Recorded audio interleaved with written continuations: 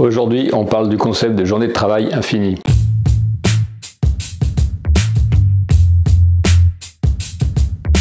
Alors la journée de travail infinie, c'est quoi? Alors une définition, donc c'est un concept qui a été inventé par Microsoft.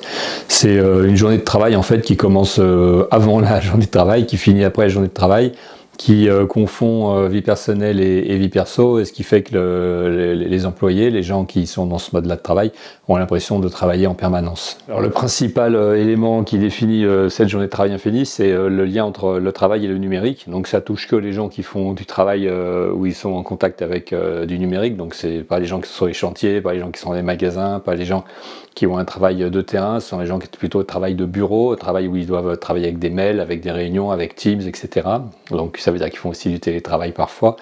Et donc cette population-là, elle est dans la peine en fait de devoir arriver à concilier leur vie normale et leur vie avec le numérique, parce que le problème de ces outils-là, c'est qu'ils ne s'arrêtent jamais. Pour arriver à déterminer ce phénomène, Microsoft a fait une étude et ils sont malins parce qu'ils ont utilisé en fait Office 360, qui est l'Office qu'on utilise tous sur nos PC quasiment, qui permet de mesurer en fait ce que font les gens. Donc tout ce que vous faites dans la journée, Microsoft, ça remonte chez eux et en fait ils savent que vous avez ouvert tant de mails, passé tant de temps sur Teams, fait telle réunion, annulé telle réunion, participé à telle réunion, etc.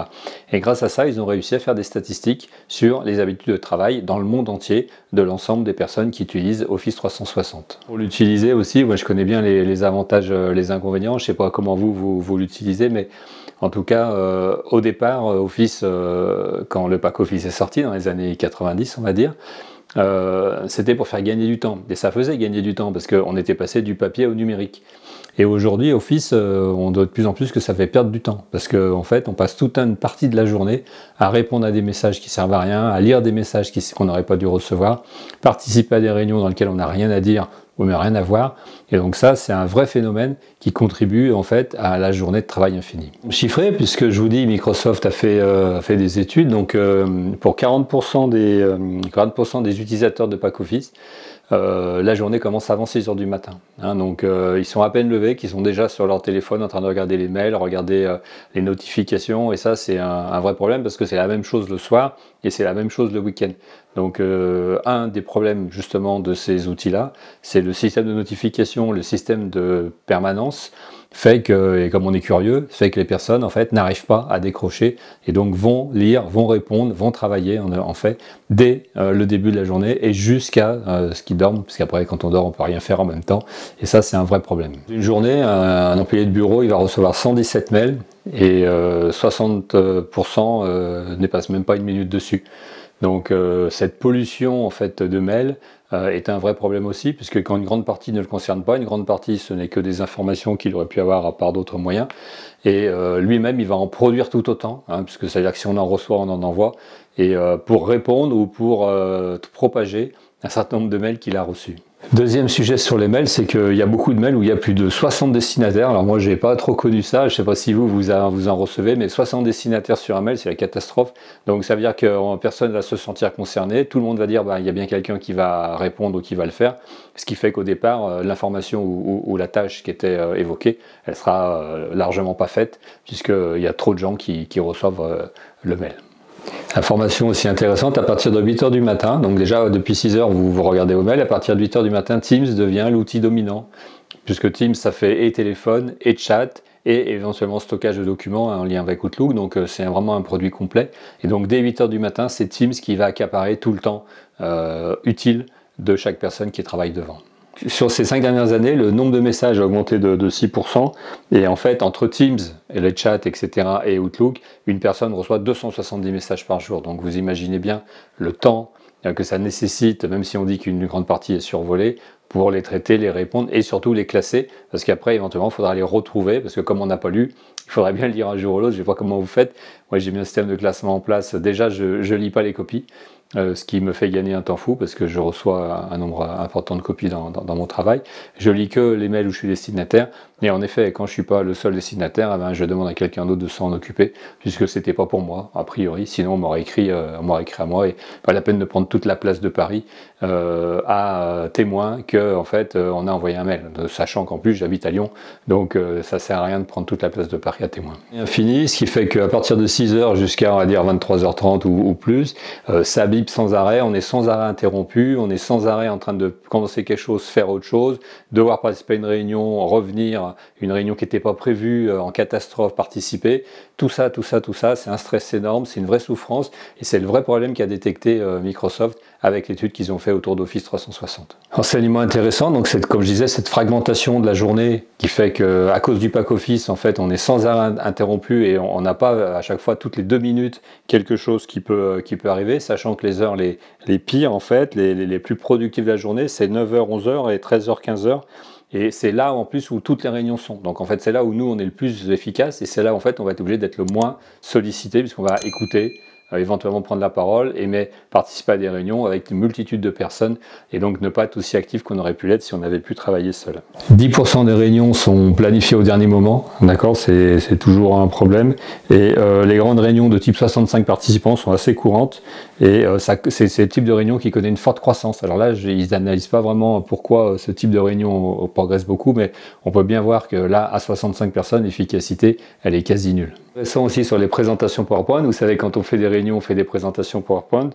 Donc, les modifications dans les 10 dernières minutes avant la réunion augmentent de 122%. C'est-à-dire que la plupart des gens finissent leur PowerPoint 10 minutes avant la réunion, modifient le PowerPoint 10 minutes avant la réunion, ce qui fait que même si vous l'avez eu avant, celui qu'on va vous montrer, c'est pas celui qui avait été préparé, ou c'est pas celui qui était prévu. Alors Microsoft, face à ça, il dit « moi j'ai des solutions », parce que bon, l'étude, il l'a pas fait pour nous faire plaisir, il l'a fait parce qu'il dit qu'il a des solutions. Et en fait, lui, sa solution, c'est une solution Microsoft. Donc, je pense que quand on a ce type de constat, il faut traiter la cause racine. La cause racine, justement, en fait, c'est l'organisation du travail. C'est pas autre chose. Microsoft, lui, en fait, il dit « ah ben j'ai la solution, ça va être l'intelligence artificielle parce qu'il va faire une partie des tâches ». Oui, mais comme on a dit qu'une partie des tâches sont inutiles, à quoi ça sert de mettre même une intelligence qui va les traiter? Pourquoi pas arriver à réorganiser le travail pour dire aux gens déjà, commencez pas à travailler avant que ce soit le moment, ni après, ne travaillez pas en dehors des bons moments aussi parce que vous dérangez les autres, et puis pendant la journée, organisez-vous mieux pour que les réunions soient efficaces avec les bonnes personnes, etc. Microsoft prend pas du tout ça, ils inventent une nouvelle solution pour générer un problème qui va être supplémentaire, c'est-à-dire on a un problème, on rajoute de l'IA pour dire bah, ça va régler le problème. Le problème à la source, c'est pas d'avoir de l'IA ou pas, le problème à la source, c'est de s'organiser. Voilà, c'est ça en fait l'efficacité au travail. Moi, ce que je peux vous conseiller pour la gestion du temps, c'est déjà organiser vos tâches dans la journée et faire ce que vous avez prévu, c'est-à-dire que ne pas se soumettre en fait aux désirs des autres. Donc déjà, faire les plus grosses tâches le matin dès que vous arrivez, c'est le principe de la gestion du temps, c'est-à-dire on ne peut pas dire je fais les petits trucs et je ferai les gros trucs après, non, on fait d'abord les gros trucs et les petits trucs vont s'insérer à l'intérieur des grosses tâches. C'est important de toujours commencer par les grosses tâches, celles qui nécessitent d'avoir du temps pour soi. Deuxième chose, ne pas dire non, en fait, ne pas subir les demandes. Ah bah tiens, j'ai besoin de toi à la réunion, là, qui est là, j'ai besoin de toi pour ça. Eh ben, prends rendez-vous et on se parlera un vrai moment quand ça sera prévu. Et d'envoie-moi les éléments avant pour que je puisse en avoir connaissance. Donc déjà, rien que dire ça dans une journée, ça vous fait gagner un temps fou. Et ensuite, bien définir ses priorités. Moi, je suis, par exemple, directeur des ventes. Ma priorité, c'est de parler à mes commerciaux, de parler à des clients. C'est pas de faire des réunions sur l'avenir de tel et tel sujet sur lequel j'aurai le compte rendu et je pourrai éventuellement participer à une autre réunion parce qu'il y en aura forcément une autre sur le sujet. C'est important d'avoir ces priorités, de les écrire, de se faire des checklists tous les jours et de se dire voilà ce que j'ai fait. Alors l'IA, pourquoi je l'exclus? Non, je n'exclus pas l'IA, c'est pas ça que j'ai dit. J'ai dit que l'IA va pas régler le problème. Par contre, l'IA peut vous aider à répondre à des mails simples. Oui, non, merci, peut-être, etc. Mais c'est pas la solution parce que de toute façon, comme vous n'aurez pas la connaissance du sujet, à un moment, il faudra bien le faire. Donc l'IA pour répondre à des mails simples, je suis d'accord. L'IA pour synthétiser plusieurs mails, pour dire c'était quoi le problème, parce qu'en fait, je vous dis que vous avez le premier mail d'une personne qui vous parle du problème, 15 copies derrière de tous les gens qui étaient aussi destinataires qui éventuellement se permettent d'en rajouter une couche, et après, vous pouvez dire à l'IA, ok, fais-moi une synthèse de tout ça, est-ce que quelqu'un a proposé une solution, est-ce qu'on peut engager quelque chose en action autour de ça? Là, l'IA peut vous aider, vous ferez gagner du temps, parce qu'au lieu de dire 50 mails, vous allez lire le résultat de la synthèse de l'IA. Là, je dis oui. D'accord, c'est pas l'IA pour tout, c'est l'IA pour faire des synthèses, pour faire des résumés, pour proposer des solutions sur quelque chose qui vous concerne. Donc ça, Microsoft l'aborde pas vraiment comme ça. Eux, en fait, ce qu'ils veulent, c'est qu'on utilise leurs outils, donc ils rajoutent une couche sur la même chose. Pour moi, si je prends l'exemple d'Outlook, un des gros problèmes d'Outlook par exemple, c'est que quand vous proposez par défaut une réunion, elle fait 30 minutes, ce qui fait que toutes les réunions font 30 minutes. ben moi j'ai paramétré mon Outlook pour que ça soit 15 minutes, ce qui fait que moi je fais des réunions éventuellement de 15 minutes. Et c'est assez toujours étonnant pour les gens de dire 15 minutes ça suffit, pas besoin de bloquer 30, et puis après on fait autre chose. Deuxième chose que je fais aussi avec mon Outlook, c'est que je me réserve des temps de travail individuels. Donc c'est une option d'Outlook. Donc c'est pendant ce temps-là, Teams s'arrête, les chats ne marchent pas et on ne peut pas vous déranger par téléphone. Ça vous permet de travailler pendant le temps que vous avez défini sans être dérangé. Ça, ils ne le mettent pas en avant, mais c'est ça l'organisation, c'est dire avant telle heure, il n'y a rien qui m'arrive. Entre midi et 2, c'est le temps pour manger, il n'y a rien qui m'arrive. Et le soir, il n'y a plus rien qui m'arrive. C'est pas à l'entreprise de dire oui, on a le droit à la déconnexion, on va déconnecter tout le monde, c'est possible aussi. Mais déjà, si chacun se mettait une discipline de travail qui fait qu'il ne dérange pas les autres quand ils ne sont pas là, il ne dérange pas les autres quand ils ne sont pas en heure de travail, et lui-même en fait, ça ne sert à rien de lire ses mails le dimanche, parce que de toute façon, quoi que tu fasses, il ne va rien se passer, et de toute manière, dans les métiers qu'on fait, en tout cas pour moi, il n'y a personne qui va mourir que je m'énerve ou pas le dimanche soir. Il vaut mieux attendre le lundi que les collègues soient là et qu'ils puissent travailler avec nous sur les sujets qu'on a à traiter. Voilà. Je voulais un petit peu faire ce panorama parce que première chose, Microsoft a fait une belle étude, deuxième chose, il propose une mauvaise solution, et troisième chose, les bonnes solutions qui sont simples, il les met même pas en avant, et donc il engage les gens à aller encore sur un sujet où ils vont encore être plus sursollicités, et ce qui est déjà aujourd'hui, selon l'étude, complètement déjà surdimensionné par rapport à la capacité d'une personne, et c'est pour ça qu'on appelle les journées de travail infinies.